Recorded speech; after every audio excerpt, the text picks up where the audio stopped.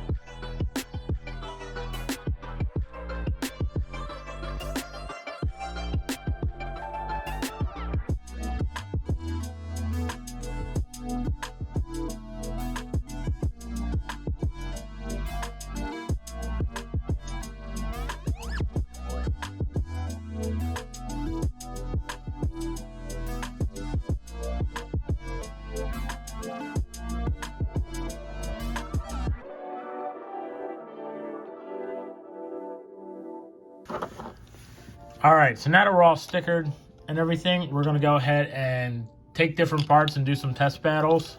I'm not going to really test the repeating parts, so almost all of this isn't being used. We're just going to test out Wing Dash, and we're just not going to use a Fusion Dash on this, but we're going to test all the others out. So I'll go ahead and give you some clips of all the testings, and then we'll get into the final thoughts at the end. See ya.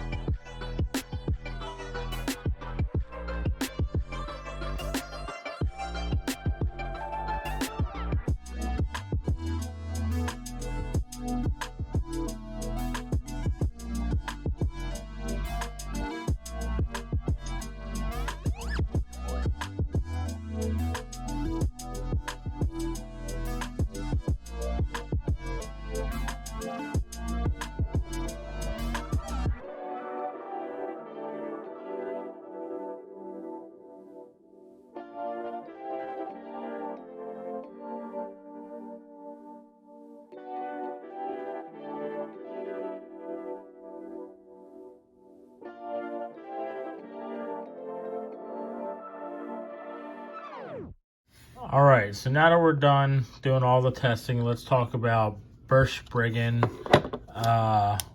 spread dash, fusion 8. So obviously fusion isn't a competitive part, so we're not worried about that. Just gonna set that off over here. But all of these other parts are completely brand new and stuff we need to talk about. So let's get the armor out of the way. The armor, it's kind of mediocre. I mean, it's good, but it's not like 0 level good. So this is just basically another 10, maybe a little less than 10. I'd have to test that out a little more, but either way, like, it's like the 4th or 5th armor that you'd probably go to.